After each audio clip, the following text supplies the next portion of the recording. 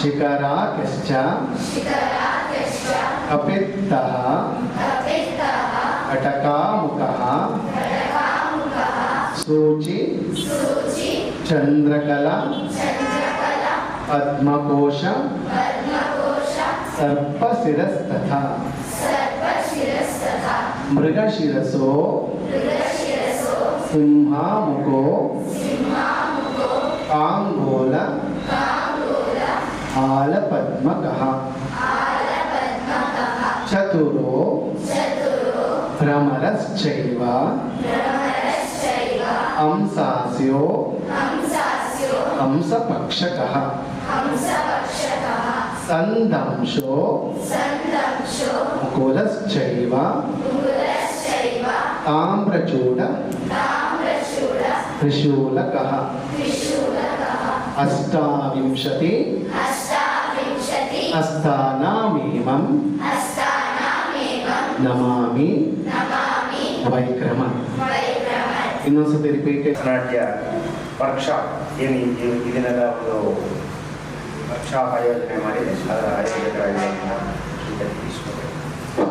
ಇದಕ್ಕೆ ಪೂರಕವಾಗಿ Pushkara centre for performing arts Bengaluru, ministry of culture,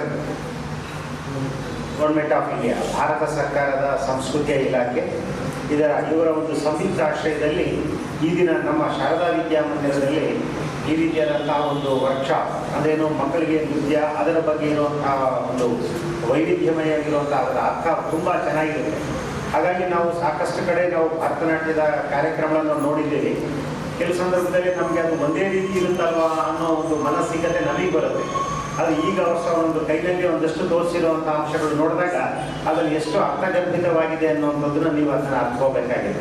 ಹಾಗಾಗಿ ಇದು ಜೊತೆಯಲ್ಲೇ ಸಂಸ್ಕೃತ ನಮಗೆ ಸಂಸ್ಕೃತಿಯ ಜೊತೆಗೆ ಸಂಸ್ಕೃತಗಳನ್ನು ಬಂದಿದ್ದೇ ಆದರೆ ಅವರು ಭರತನಾಟ್ಯದಲ್ಲಿ ಇರುವಂಥ ಅದರ ಪದಗಳ ಅರ್ಥ ಅದು ನಮಗೆ ತುಂಬ ಚೆನ್ನಾಗಿ ಅರ್ಥ ಆಗುತ್ತೆ.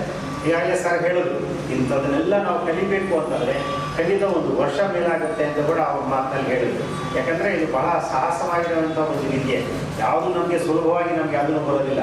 ಸೊ ಈಗ ಇಷ್ಟೊತ್ತಿಗೆ ಒಂದು ಮಗು ಅಲ್ಲಿ ಬಂದು ಮಾಡಿದಾಗ ಅಷ್ಟು ವೇದಿಕೆ ಮೇಲೆ ಅಷ್ಟು ಆ ಕಲೆಯನ್ನು ಪ್ರದರ್ಶನ ಮಾಡಬೇಕು ಅಂತಂದರೆ ಅದಕ್ಕೆ ಎಷ್ಟು ಪ್ರಯತ್ನ ಆಗಿರುತ್ತೆ ಅನ್ನುವಂಥದ್ದನ್ನು ನೀವು ಅಭ್ಯಾಸ ಮಾಡ್ಕೋಬೇಕು. ಅದರ ಜೊತೆಗೆ ಶಿಕ್ಷಕರು ಕೂಡ ಆ ನಿಟ್ಟಿನಲ್ಲಿ ಅವರನ್ನು ತಯಾರು ಮಾಡಿರ್ತಾರೆ.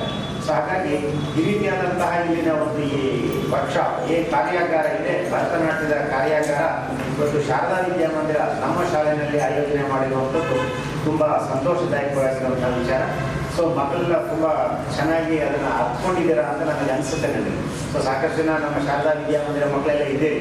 ಸೊ ಮುಂದಿನ ದಿನಗಳಲ್ಲಿ ಬಂದಿದ್ದು ಹೀಗೆ ಕಂಟಿನ್ಯೂ ಮಾಡಬೇಕು, ಇದನ್ನು ಅಭ್ಯಾಸ ಮಾಡಬೇಕು. ಯಾವುದಾದೊಂದು ತುದಿಯನ್ನು ನಾವು ತಲುಪಬೇಕು ಅಂತಂದರೆ ನಿರಂತರ ಅಭ್ಯಾಸ ಇದಕ್ಕೆ ತುಂಬ ಅಭ್ಯಾಸ ಅಗತ್ಯ. ಅಲ್ಲಲ್ಲಿ ನಾವು ತಪ್ಪುಗಳನ್ನು ನಾವು ಮಾಡ್ತಾನೇ ಇರ್ತೀವಿ, ಗೊತ್ತಾಯ್ತಲ್ಲ. ಇದರಲ್ಲಿ ನನಗೆ ಗೊತ್ತಿರೋ ಹಾಗೆ ಭರತನಾಟ್ಯದಲ್ಲಿ ಸ್ವಲ್ಪ ಗಣಿತ ಗುಣವೂ ಇದೆ, ಗಣಿತ ಗುಣವೂ ಮಿಶ್ರಿತ ಆಗಿದೆ. ಹಾಗಾಗಿ ನಾವು ಉದಾಹರಣೆ ಹೇಳಬೇಕು ಅಂದರೆ ಒಂದು ಗಣಿತ ಮೇಡಮ್ ಇಲ್ಲೇ ಇದ್ದಾರೆ, ಒಂದು ಕಾಂಪಿಟೇಟಿವ್ ಲಾ ಅಂತ ನಾವು ಹೇಳ್ತೀವಿ, ಅಥವಾ ಅಸೋಸಿಯೇಟಿವ್ ಲಾ ಅಂತ ಅದನ್ನು ಹೇಳ್ತೀವಿ. ಅದನ್ನು ಕನ್ನಡದಲ್ಲಿ ಹೇಳ್ತೀವಿ ಕಾಂಪಿಟೇಟಿವ್ ಲಾಗೆ A+B=B+A, 3+4=4 4+3 ಏನಂತ ಹೇಳ್ತೀವಿ ಅದನ್ನು. ಸೊ ನಾವು ಇಲ್ಲಿಂದನೇ ಆ್ಯಡ್ ಮಾಡಿದ್ರು ಒಂದೇ, ಈ ಕಡೆಯಿಂದ ಆ್ಯಡ್ ಮಾಡಿದ್ರು ಒಂದೇ ಮೊತ್ತನೇ ಬರುತ್ತೆ ಅಲ್ವಾ. ಅದೇ ರೀತಿಯೇ ಅಸೋಸಿಯೇಟಿವ್ ಪ್ರಾಪರ್ಟಿ ಅಂತ ಇಂಗ್ಲೀಷ್ನಲ್ಲಿ ಹೇಳ್ತೀವಿ. ಸೊ ಈ ರೀತಿಯಾದಂತಹ ಒಂದಷ್ಟು ಧರ್ಮಗಳೆಲ್ಲ ಇದೆ ಗಣಿತಶಾಸ್ತ್ರದಲ್ಲಿ.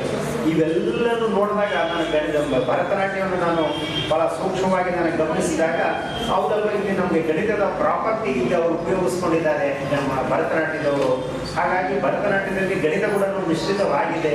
ಹೀಗೆ ನಾವು ಆಳವಾಗಿ ಅಧ್ಯಯನ ಮಾಡಿದಾಗ ಇದರಲ್ಲಿ ವಿಜ್ಞಾನ ಇದೆ, ಗಣಿತ ಇದೆ, ಶಾಸ್ತ್ರ ಇದೆ, ಸಂಸ್ಕೃತ ಇದೆ. ಇದರ ಜೊತೆಯಲ್ಲಿ ನಮಗೆ ಮುಖ್ಯವಾಗಿ ಬೇಕಾಗಿರುವಂಥ ಆರೋಗ್ಯ ಅಂತ ಖಂಡಿತ ಗೊತ್ತಿ. ನಮಗೆ ಆರೋಗ್ಯವಾಗಿರಲಿಕ್ಕೆ ಎಲ್ಲ ಅಂಗಾಂಗಗಳನ್ನು ಕೂಡ ಶರೀರ ಸೌಷ್ಠವ ಎಲ್ಲ ಅಂಗಾಂಗಗಳನ್ನು ಹೇಗೆ ಬೇಕೋ ಹಾಗೆ ನಾವು ಅದನ್ನು ತಿಳಿಸುವಂಥದ್ದು ಅಭ್ಯಾಸ ಆಗಬೇಕು ಅಂದರೆ ಭರತನಾಟ್ಯ ಅನ್ನುವಂಥದ್ದು ತುಂಬ ಒಳ್ಳೆಯ ಒಂದು ಕಲೆ. ಸೊ ಹಾಗಾಗಿ ಈ ಒಂದು ಕಾರ್ಯಾಗಾರ ನಮ್ಮ ಶಾಲೆಯಲ್ಲಿ ಮತ್ತೊಮ್ಮೆ ಈಗ ಆಯೋಜನೆ ಮಾಡಿದ್ದಾರೆ. ಇದು ನಿರಂತರ ಈ ರೀತಿ ನಮ್ಮ ಶಾಲೆಗೆ ಬನ್ನಿ, ನಮ್ಮ ಶಾಲೆಯಲ್ಲಿ ಈ ರೀತಿ ಭರತನಾಟ್ಯದ ಕಾರ್ಯಾಗಾರಗಳನ್ನು ಆಯೋಜನೆ ಮಾಡಿ ನಿಮಗೆಲ್ಲ ಶುಭವಾಗಲಿ.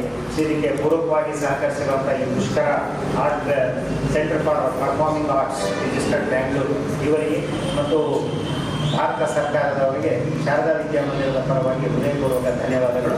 ಅದೇ ರೀತಿಯಲ್ಲಿ ಈ ಒಂದು ಕಾರ್ಯಕ್ರಮ ಆಯೋಜನೆಗೆ ನಮಗಿಲ್ಲಿ ಸಹಕರಿಸಿರುವಂಥ ನಮ್ಮ ಶಾಲೆಯ ನೃತ್ಯ ಉಪಾಧ್ಯಾಯರಾದ ಶ್ರೀ ಗಿರೀಶ್ ಅವರಿಗೆ ನಮ್ಮ ಶಾರದಾ ವಿದ್ಯಾಮಂದಿರದ ಪರವಾಗಿ ತುಂಬ ಹೃದಯದ ಧನ್ಯವಾದಗಳು. ವಿಶೇಷವಾಗಿ ನಾನು ಅವರನ್ನು ಅಭಿನಂದಿಸ್ತೇನೆ. ಧನ್ಯವಾದಗಳು.